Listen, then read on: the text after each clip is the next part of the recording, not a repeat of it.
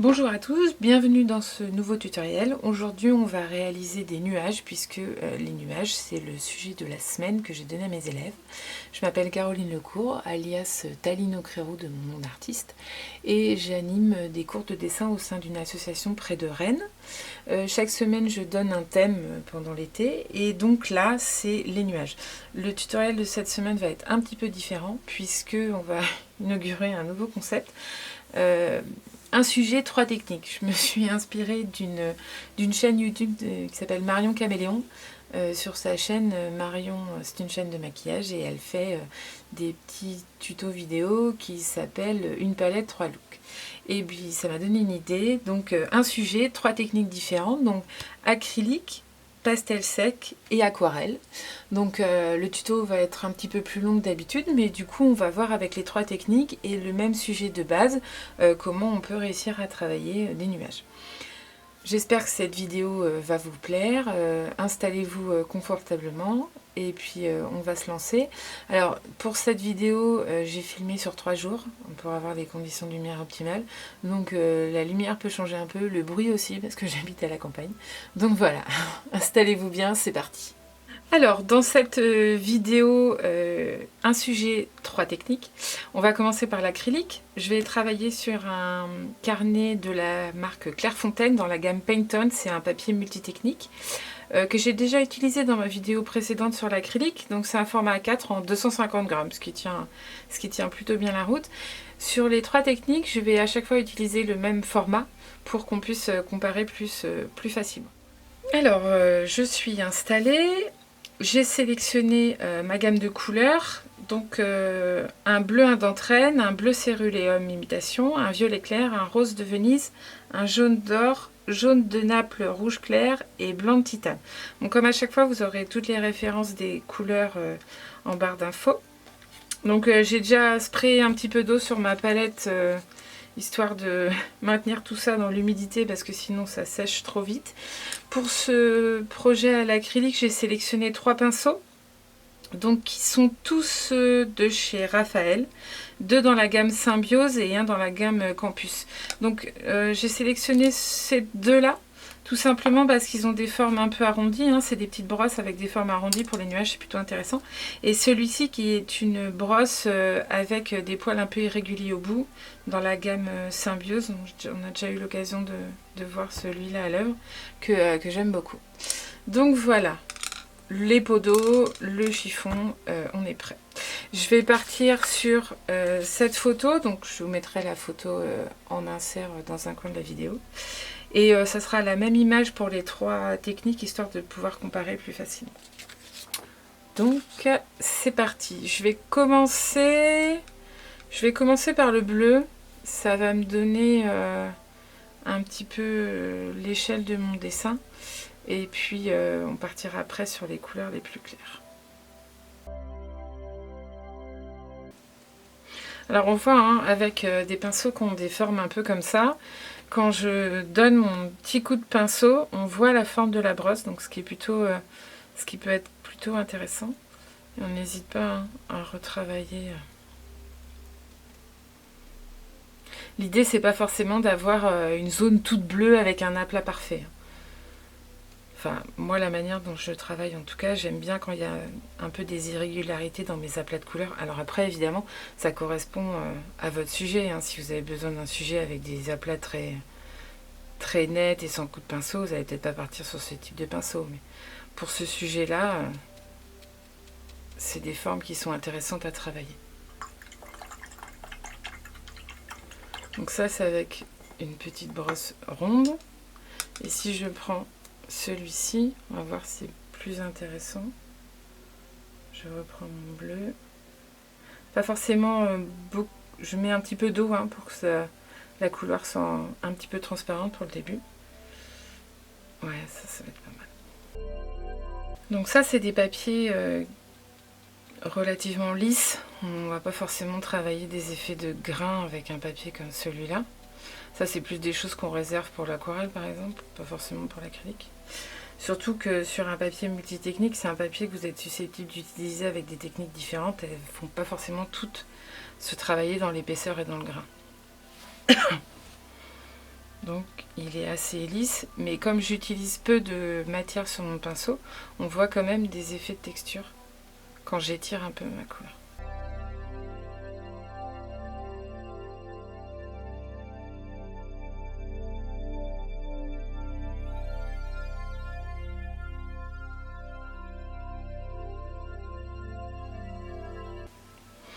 On pourrait se dire, comme c'est de l'acrylique et que l'acrylique c'est assez couvrant, on prend une grosse brosse, on peint notre fond entièrement en blanc, et puis en bleu, pardon, décidément, et puis après on revient faire nos nuages en blanc par-dessus. Le blanc de l'acrylique c'est assez couvrant, ça peut fonctionner.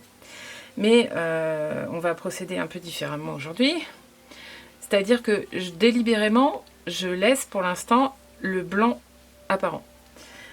Pour une raison toute simple, j'ai un papier qui est très blanc, avec un blanc un peu froid. Et le blanc que j'ai en peinture, c'est un blanc de titane qui est un peu chaud, comme vous pouvez le voir ici.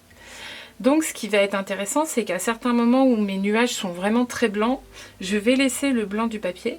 Et puis au moment où mes nuages se colorent légèrement, parce que j'ai choisi une image de crépuscule un peu, et bah du coup je vais pouvoir retravailler avec mon blanc plus chaud.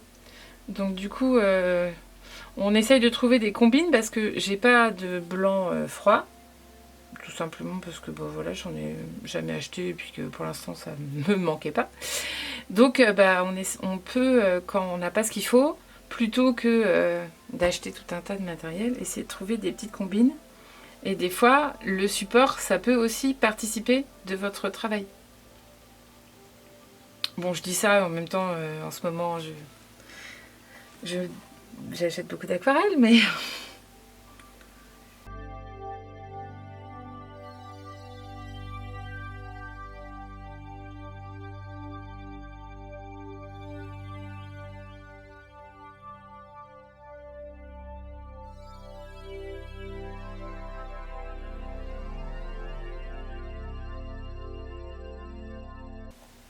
Donc je travaille de manière légère, hein. J'appuie pas trop fort, histoire de déposer, vraiment d'effleurer mon papier et de ne pas déposer trop de peinture à la fois pour vraiment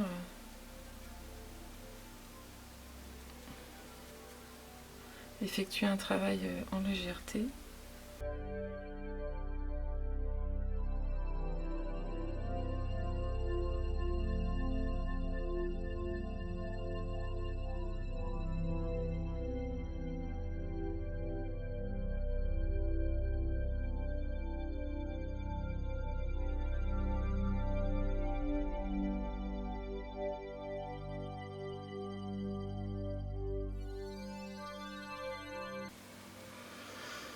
Donc on commence à avoir un petit peu de nuances et de couleurs dans mes nuages. Donc on peut commencer déjà à mettre du corail.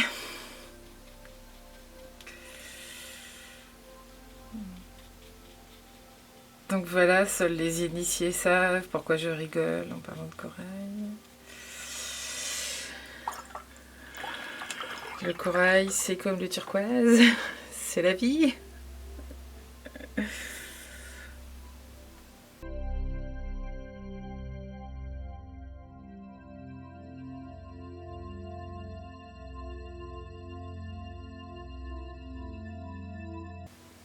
Et là, on va commencer à travailler un peu les bords de nos nuages. Donc, je prends peu de peinture, mais sans eau dedans et sans eau sur mon pinceau.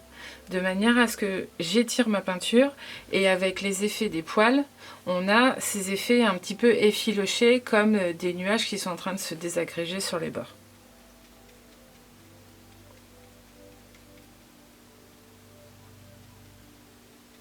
Et en fait, c'est vraiment les effets des poils en travaillant. Si on a trop de matière, on l'essuie sur son chiffon et après, vous voyez, je viens travailler un peu en frottant comme ça. Voilà. Et on peut aussi le faire avec le bleu pour venir, si on veut, si on trouve que nos effets sont un peu trop forts. Alors attention parce que à cet endroit là on a mis un peu de bleu d'entraîne, donc Parce qu'en fait, ce qui est intéressant dans un tableau, alors c'est vrai pour à peu près bon nombre de sujets, c'est l'effet de contraste. C'est ça qui va mettre en valeur les éléments de votre tableau, entre les zones lumineuses, les zones foncées, et une zone ne sera jamais plus lumineuse que si à côté d'elle, il y a une zone plus sombre. Donc voilà, on n'hésite pas à travailler les effets de contraste. Donc j'ai bien essuyé mon pinceau, je reprends un peu de peinture, vous voyez, il n'y en a pas énormément, de manière à ce que je puisse travailler ce côté un peu vaporeux. Et je viens utiliser ma brosse un peu dans tous les sens. Et on peut prendre un petit peu, mélanger avec notre bleu pour travailler un petit peu des nuances. Voilà.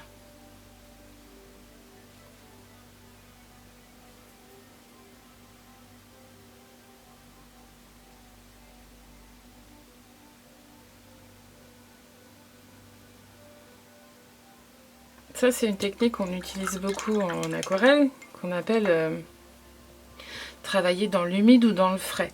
Mais c'est aussi possible en acrylique. C'est-à-dire que là, je viens de déposer ma peinture, c'est pas encore tout à fait sec et j'en profite pour venir retravailler dessus. Et ça permet ainsi de travailler des dégradés. Parce que c'est vrai que l'acrylique, c'est pas forcément une peinture qui est la plus facile pour travailler des effets de dégradés. C'est pas comme la peinture à l'huile, par exemple, qui ne sèche pas et du coup, vous pouvez prendre le temps, etc.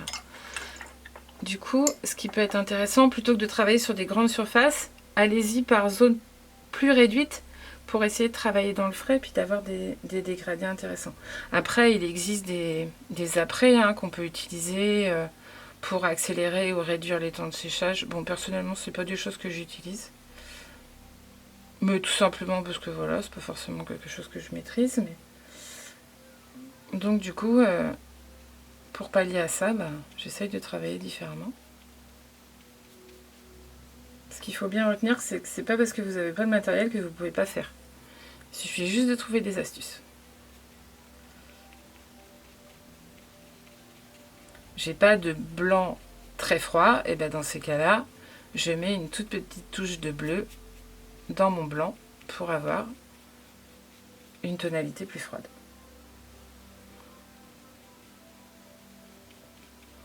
Et vous pouvez trouver tout un tas de petites astuces comme ça, selon vos besoins.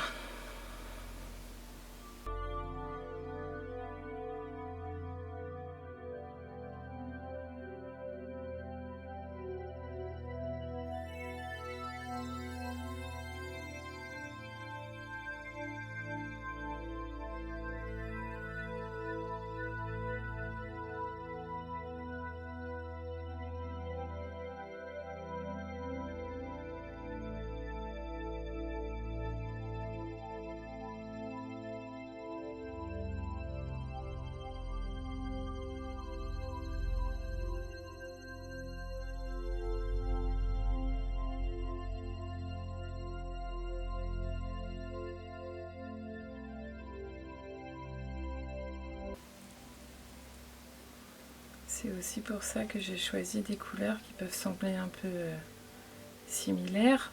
Quand on regarde mon jaune d'or et le jaune de Naples sont des couleurs assez proches, mais ça apporte des petites nuances différentes. C'est ça qui est intéressant quand vous faites votre sélection de couleurs, ce que je vous encourage à faire.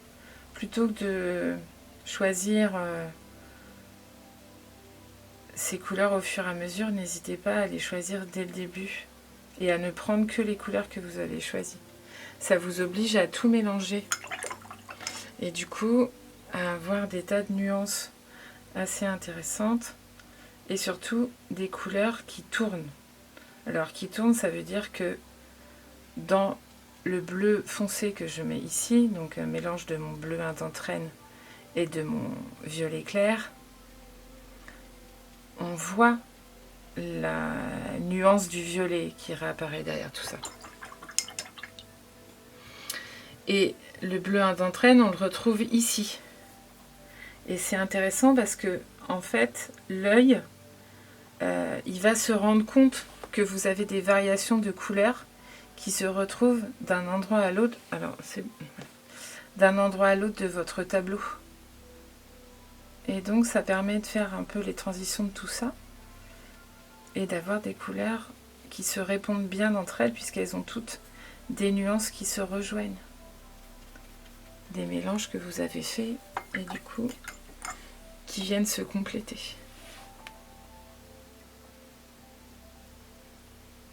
Alors moi j'aime beaucoup travailler dans des palettes un peu restreintes.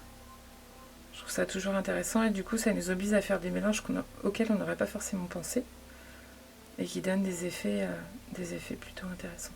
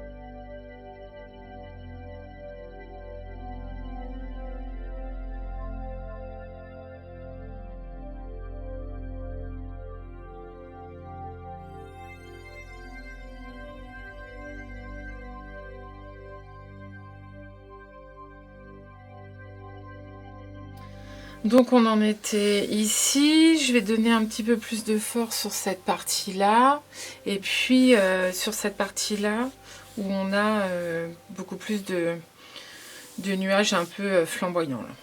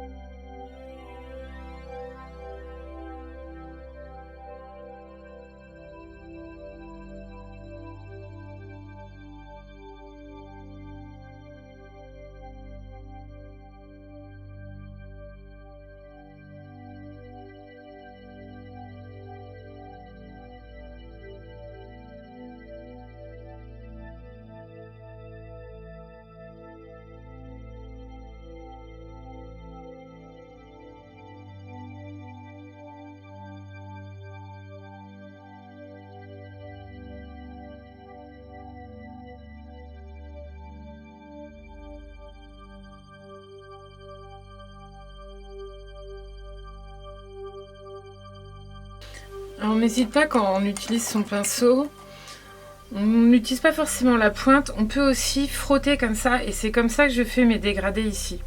C'est-à-dire que je vais prendre ma couleur, vous voyez, hein, j'en ai mis un petit peu le long de mon poil, et je viens l'appliquer ici, et en fait, je ne lève pas mon pinceau, je frotte comme ça. Et comme je travaille, comme je disais tout à l'heure, dans l'humide, c'est-à-dire une peinture qui n'est pas encore sèche, c'est encore un peu humide, ça vient mélanger. Et ça peut me donner des effets de dégradé qui sont plutôt intéressants. Bon, la contrepartie de ça, c'est que ça met le poil du pinceau un peu à rude épreuve, mais ça peut être aussi intéressant sur la manière de travailler.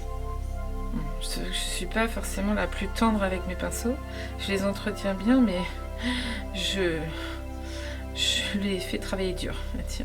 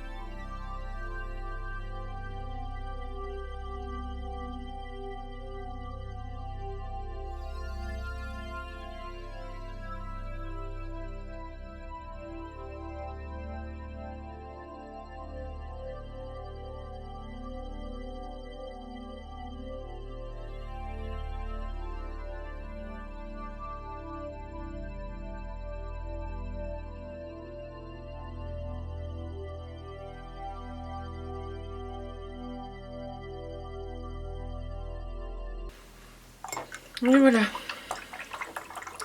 Donc, bon voilà, je décide à peu près de m'arrêter là, d'avoir mon premier essai. Donc ça, c'est la première partie de la vidéo. Donc, un sujet, 3 techniques. Donc, le ciel à l'acrylique. Et puis, bah, à suivre le ciel au pastel.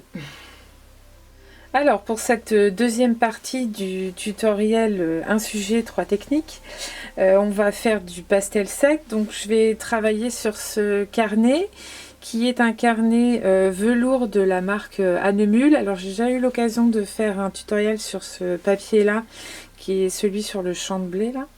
Et le papier était plutôt sympa. Alors pourquoi j'ai choisi ce papier là? Puisque dans les couleurs disponibles, on a du blanc. Et comme je voulais pouvoir comparer les différentes techniques sur le même type de fond, je suis partie sur ce papier là puisque j'ai pas de feuilles blanches en pastel card, pastel touche ou pastel mat. J'ai redécoupé ma feuille de manière à ce qu'elle soit au format A4 comme pour le tutoriel précédent. Sinon c'est un carnet qui est en 24-32 et un papier qui fait 260 grammes. Donc voilà, je vais vous rapprocher un petit peu et puis je vais vous présenter les couleurs. Alors, je me suis installée, donc voilà ma feuille et mon papier. Donc le papier est assez blanc, hein, un blanc assez froid. En couleur, j'ai sélectionné les couleurs qui sont ici. Donc j'ai cette teinte-là qui est de la gamme Campus de chez Raphaël. Alors, c'est des pastels qu'on achète en boîte avec tout un assortiment et il n'y a pas le détail des couleurs. Donc je ne peux pas vous donner précisément la couleur, la teinte. Après j'ai un Outre-mer, donc ça c'est de la gamme de la marque Jaxel. Le cobalt bleu c'est aussi un Jaxel. Le céruléum bleu c'est un Jaxel également. Le violet rougeâtre, ça c'est un pastel de chez Schmink qui est un petit peu plus tendre. J'ai un Rembrandt, donc c'est ce pastel là, le numéro 225 au Géant des Beaux-Arts, qui est un pastel un petit peu plus tendre, un petit peu plus dur, pardon. Le Raphaël Campus, donc qui est un espèce de corail, le jaune foncé qui est un Jaxel, le chamois qui est un Jaxel, et puis des blancs, donc il y a des plus ou moins tendres, il y a un Rembrandt qui est un extra tendre, et puis sinon un tout petit peu plus dur. Donc voilà. Et puis bah, comme pour le sujet, comme pour le pastel, j'ai pas fait d'esquisse, on va partir directement au pastel. Donc on peut le voir, mais différent. Le blanc que j'ai sélectionné est un blanc un petit peu plus chaud. Donc là c'est pareil, je vais peut-être essayer de jouer avec le blanc du papier. On va voir un peu comment ça fonctionne. On n'hésite pas quand on fait du pastel à avoir de quoi frotter un peu son pastel. Donc moi j'utilise mon tablier généralement, où on peut avoir un petit essuie-tout, pour ne pas dire de marque, où on va venir essuyer son pastel pour éviter qu'on salisse son support en apportant une autre couleur.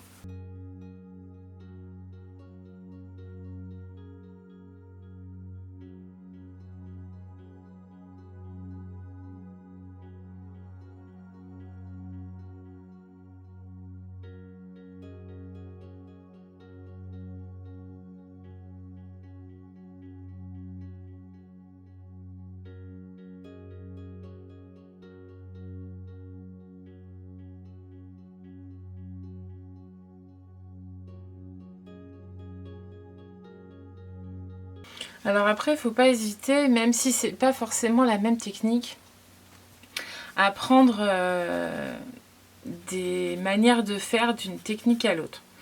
Quand j'ai fait le premier tutoriel sur l'acrylique, je me suis rendu compte que je trouvais intéressant mes parties bleutées qui se dégradaient sur le bord de mes nuages et que ça apportait un peu plus de dimension à mes nuages, d'avoir ce petit passage en bleu ciel entre mon blanc et mon bleu un peu plus soutenu. Et du coup, là je viens aussi mettre un peu de blanc et revenir sur mon bleu pour faire ces petits mélanges que je trouvais intéressants dans mon premier travail sur l'acrylique. Donc c'est aussi pas mal des fois de prendre un petit peu de recul sur son dessin et d'intégrer des choses d'une autre technique. Ça peut vous apporter déjà une manière un peu différente de faire, ce qui est intéressant. C'est pas parce qu'on fait que du pastel ou que de l'acrylique, de l'huile, etc. qu'on a une manière de procéder qui est purement réservée à une technique. Mais des fois, essayer d'autres manières de procéder sur une même technique, ça va vous apporter plein d'autres possibilités et ouvrir d'autres voies. Donc voilà. N'hésitez pas à essayer de mélanger un peu vos approches, même si la technique est différente. Après, il y a des choses que vous ne pourrez pas forcément faire. Mais par exemple, pour l'aquarelle, on travaille beaucoup sur l'humide. C'est des choses qu'on ne peut pas forcément faire en pastel.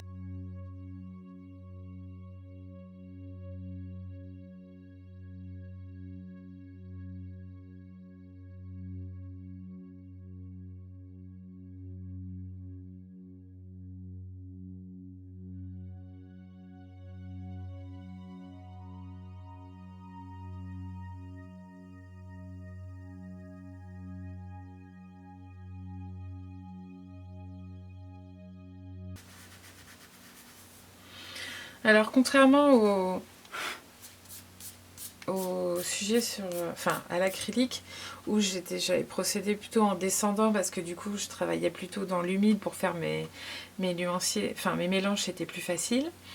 Là, je vais plutôt partir en déposant la couleur partout aux endroits où je la vois.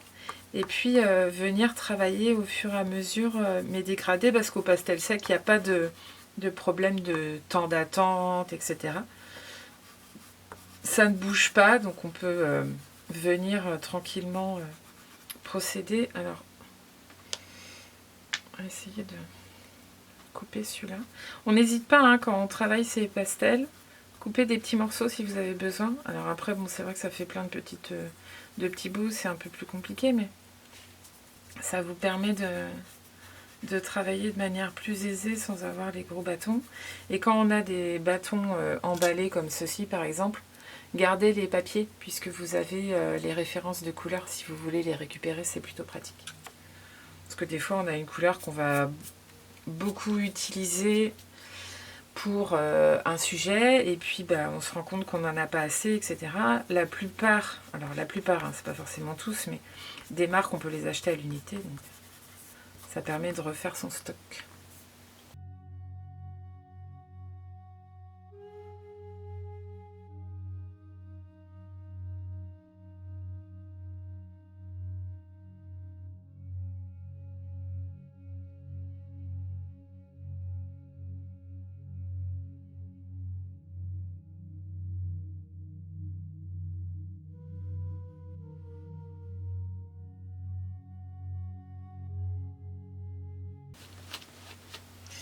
Alors, le pastel s'attache rapidement, donc je vous conseille d'avoir soit des petites lingettes, ce que évidemment je n'ai pas, pour se nettoyer les mains, soit un petit peu d'eau et puis un chiffon pour pouvoir garder les doigts propres et éviter de transférer les couleurs. Ça vous évitera bien des déconvenus.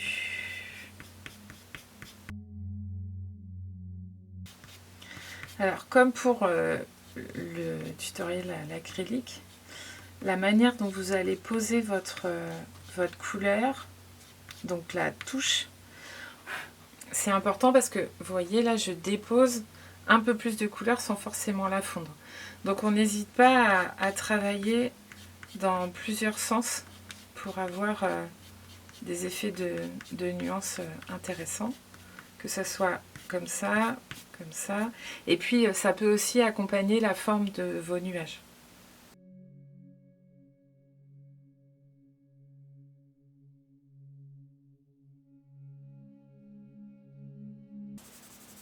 Alors, en testant ce papier un peu plus, je me rends compte que quand on essaye de faire des fondus au doigt, on a tendance à enlever un peu de matière et pas forcément à réussir à fondre avec la couche du dessous.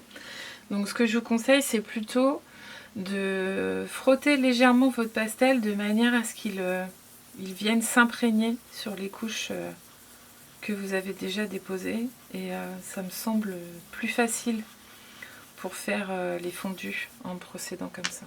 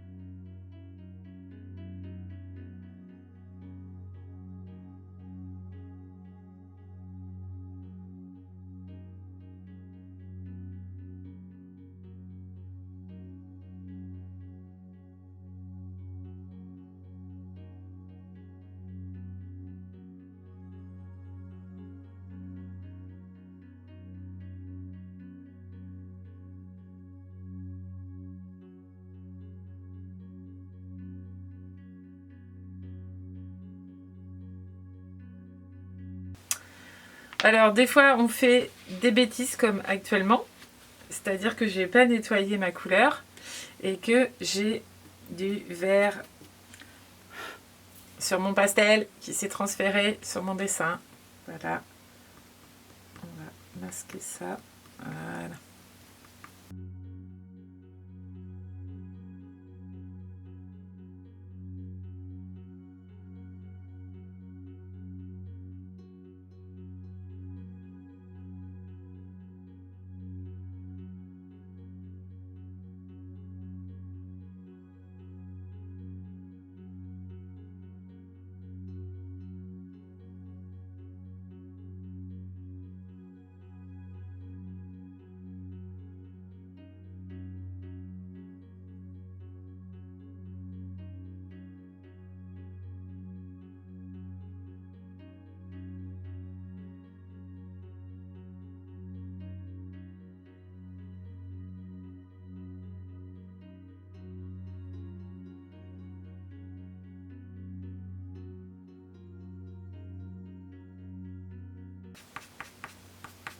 Alors attention quand vous faites du pastel, quand on arrive sur des zones où on se retrouve avec des mélanges de couleurs un peu complémentaires. Parce que vous risquez d'avoir des couleurs qui ne vous plaisent pas trop. Par exemple, si je mets mon bleu et puis le jaune orangé là un peu à côté, je vais un peu avoir un gris, ça va être plus ou moins compliqué. Donc dans ces cas-là, ce que vous pouvez faire, c'est soit vous faites attention en déposant la couleur pour pas que ça se mélange, soit vous essayez de mettre une petite couche de couleur de transition entre les deux pour éviter que ça soit trop proche. Ça peut être une petite technique pour éviter que tout ça ne se télescope.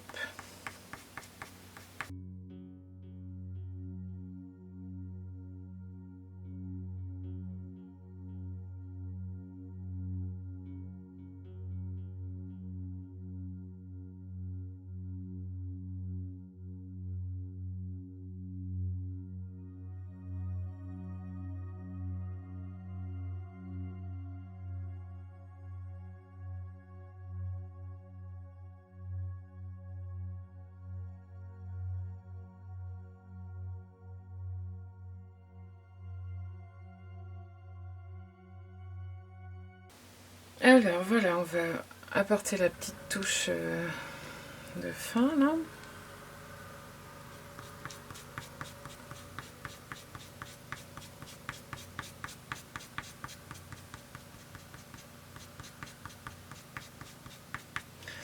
Alors sur ce papier, on a la possibilité de mouiller. J'avais déjà eu l'occasion de faire ça lors de ma précédente vidéo sur ce type de papier. Donc je prends un petit spray, alors moi c'est une petite bouteille de produits cosmétiques que j'ai vidé, nettoyé et reconverti. Donc voilà, un petit spray, ce qu'il y a de plus simple. Et je vais venir sprayer sur le blanc pour pouvoir après remettre des petites touches un peu plus intenses.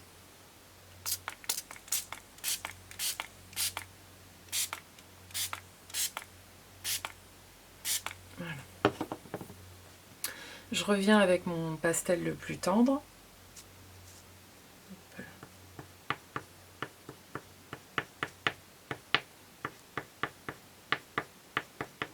Pour le coup, on sent que la matière se dépose plus.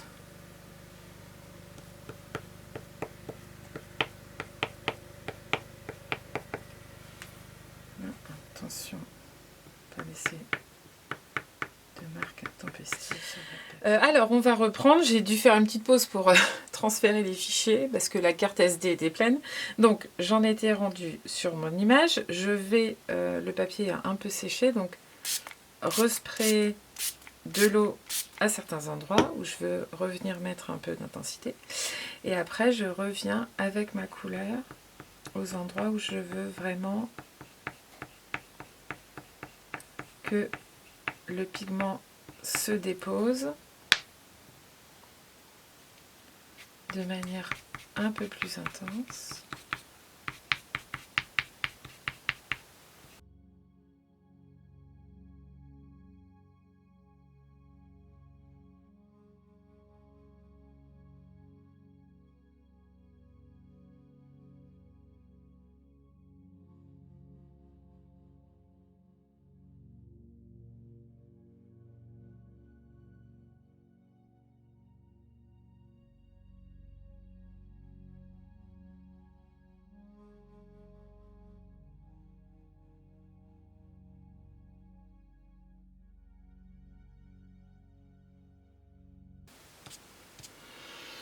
Et voilà, bon, je trouve ça suffisant pour celui-là. Bon, alors le papier gondole, c'est normal parce qu'on vient de l'humidifier, mais après, il va se retendre et s'aplatir, donc pas d'inquiétude à avoir là-dessus.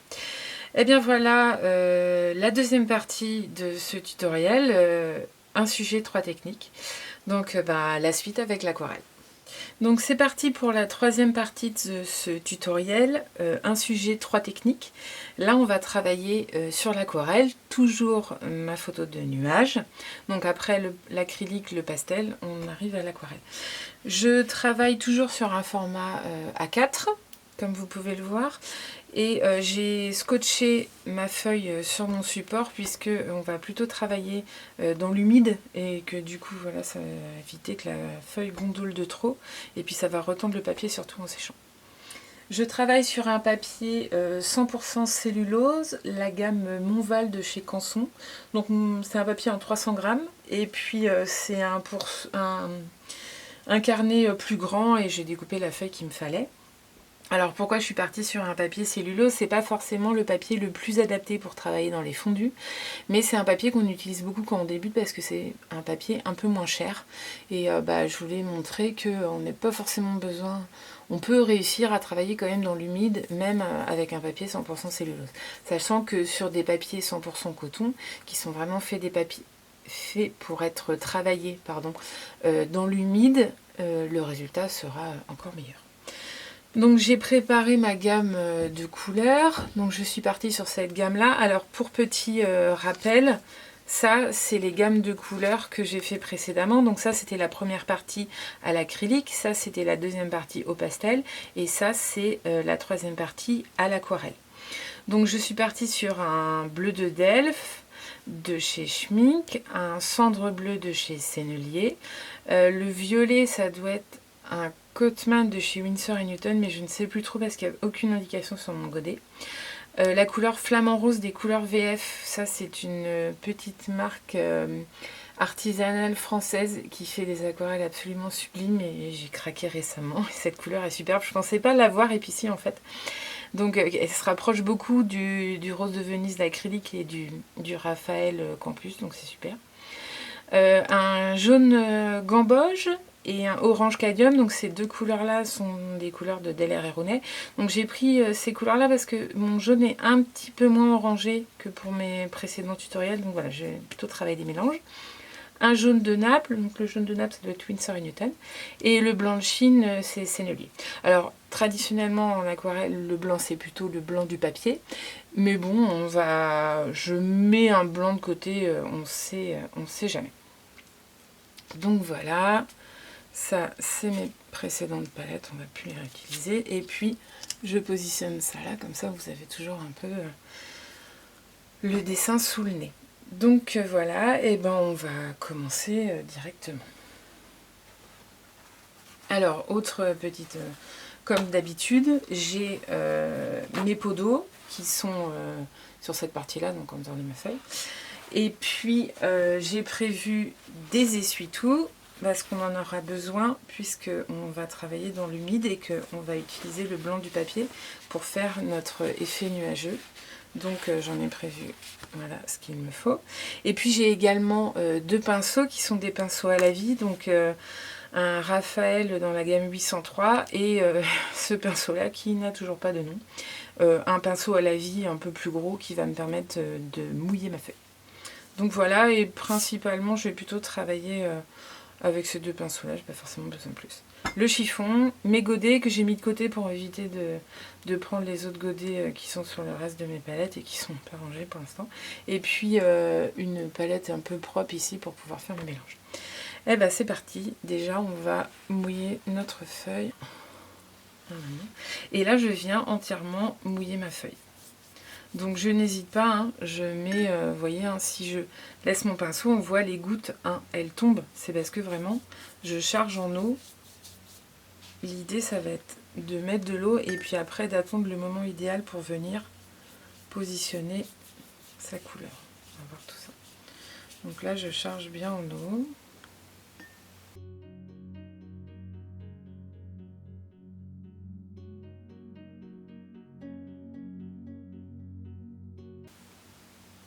Voilà.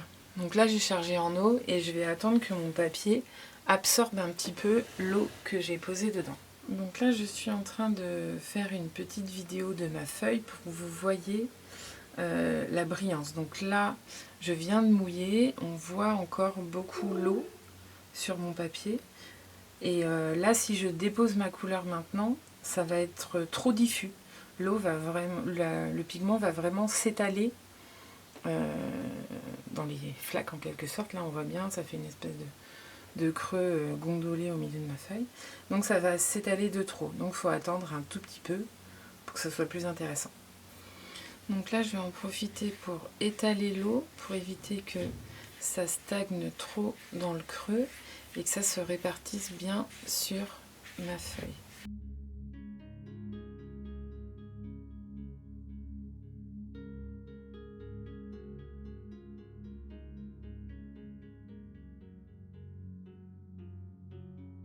Donc là, ça a un peu plus eu le temps de s'imprégner.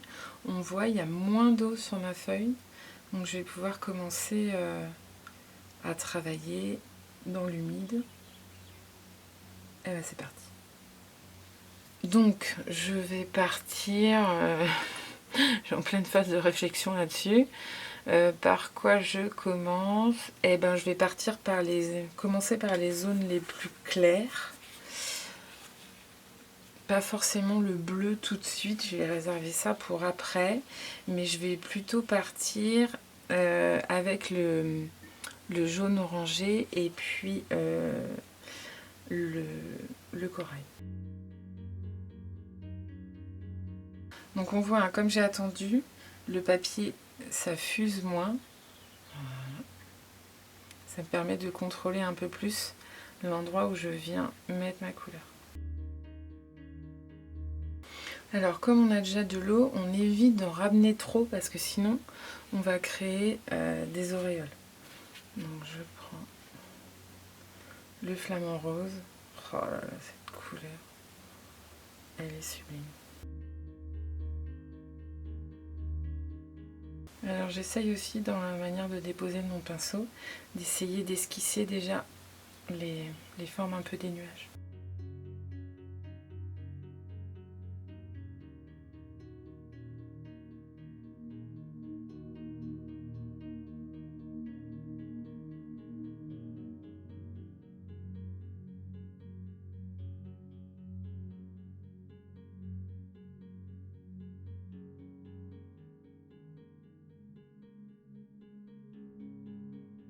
Avec ce pinceau, je l'humidifie, mais j'enlève un peu d'eau pour pas rajouter d'auréole.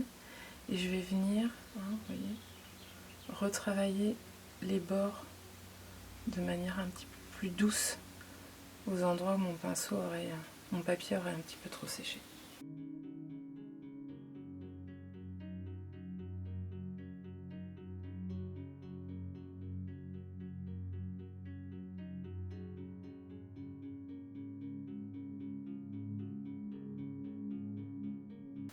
L'aquarelle, quand on la travaille comme ça, il faut être assez rapide, surtout du papier 100% cellulose, puisque du coup, il a tendance à sécher beaucoup plus vite. Un papier 100% coton, c'est un papier qui est fait pour être mouillé et qui du coup va garder l'humidité plus longtemps. Le papier, il y a un petit poil. Voilà. Le papier 100% cellulose, c'est un papier qui sèche plus vite. Et du coup, c'est un peu plus compliqué pour travailler dans l'humide.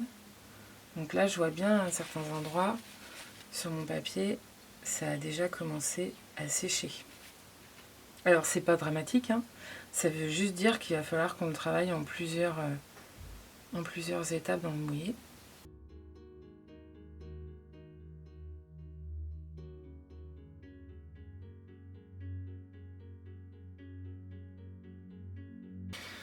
Avec l'essuie-tout, je viens vraiment aux endroits où je veux que mon papier reste relativement blanc.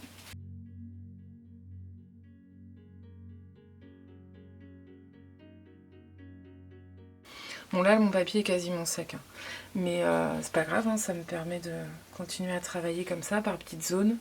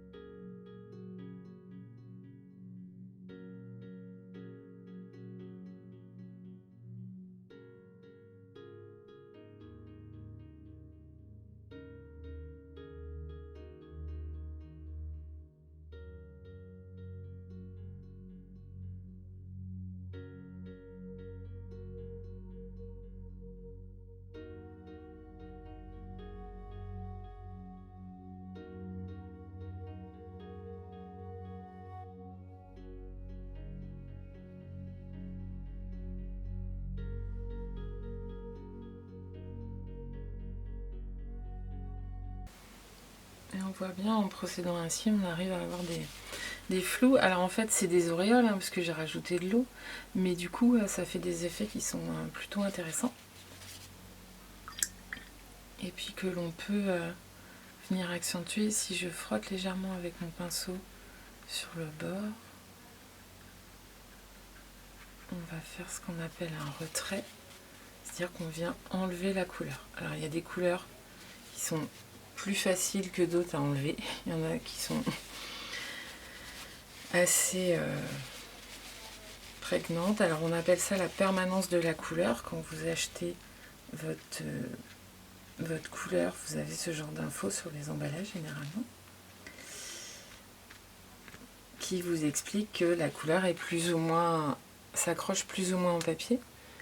Donc il y a des couleurs qui vont rester très très accrochées, ça va être difficile de les enlever, et d'autres où on va avoir un peu plus de facilité.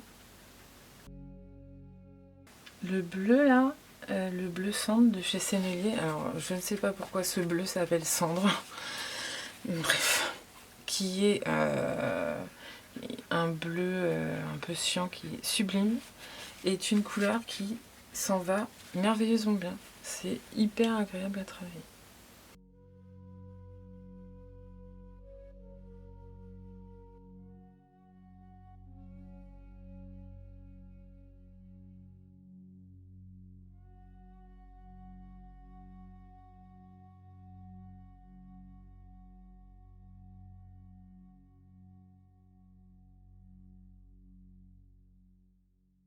Je viens avec mon pinceau, alors je l'humidifie dans l'eau et après j'essuie de manière à ce que les poils soient humides mais pas gorgés d'eau. Attention, surtout que les pinceaux à la vie ça prend beaucoup d'eau, donc on peut être très surpris. Et là je vais juste venir tapoter avec le tout petit peu d'eau qui me reste, et après avec mon essuie-tout, voilà. Et comme j'ai rajouté de l'eau, ça a réactivé un peu les pigments, surtout que cette couleur là se réactive très bien sur le papier, et du coup je viens enlever.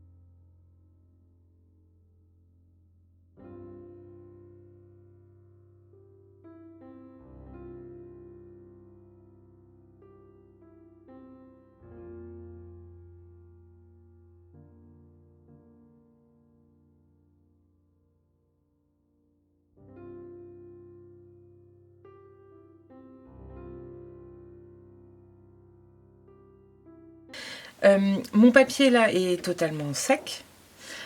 Du coup, je vais en profiter pour remouiller une deuxième fois. On a la possibilité de mouiller une fois que le papier est sec, remouiller pour revenir recharger mon papier en humidité et retravailler dans l'humide. Alors, attention quand on fait ça, parce qu'il y a des couleurs, comme par exemple mon bleu, j'ai vu qu'en faisant les retraits, il s'enlevait facilement. La contrepartie de ça, c'est que si je veux venir mouiller, j'ai le gros risque d'embarquer une partie de mon bleu. Donc je vais plutôt mouiller sur cette partie-là et laisser ça tranquille pour éviter de revenir dedans. Mon pinceau là, ouais, je vais plutôt prendre une petite brosse. C'est une petite brosse standard, hein. Ça c'est des poils nylon et du coup synthétique. Et je vais venir mouiller sur cette partie. Donc quand on mouille, on va éviter de trop frotter notre papier parce qu'on a le risque justement de... vous voyez, hein, le bleu, là je passe et pof, il se réactive. C'est une couleur qui aime bien voyager. Donc si on veut éviter que ça se balade de trop, on évite de trop frotter. Et puis l'idée c'est de travailler dans l'humide, pas forcément... Alors le bleu de Delft aussi, hein, je crois bien que c'est une couleur qui aime bien voyager. Alors vu que j'ai réactivé un peu mon bleu, on n'hésite pas aux endroits où on veut garder le blanc de notre papier pour les nuages à venir tamponner tout de suite, hein.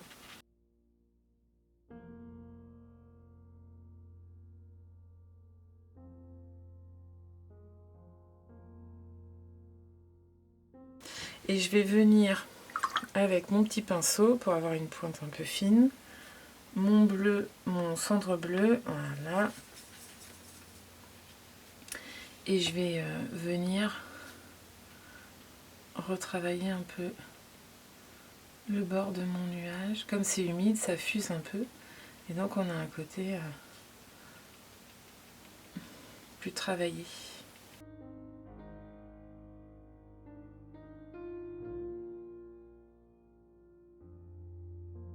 Voilà. Et j'ai réduit un petit peu mon nuage pour que c'est un côté un petit peu plus découpé comme sur mon image de référence que j'aime bien. Donc là j'ai attendu, l'eau a un peu plus imprégné ma feuille, donc c'est le moment idéal pour retravailler mes couleurs. Donc je vais reprendre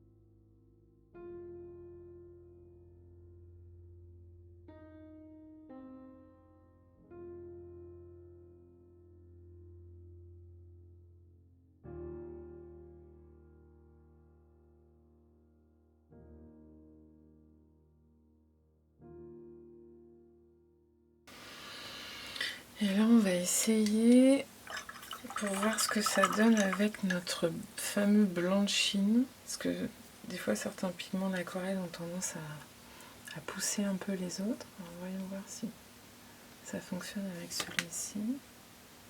C'est une fois mis, on a tendance une fois où j'ai testé, j'ai trouvé que ça avait un peu tendance à se mélanger et à pas être forcément très heureux.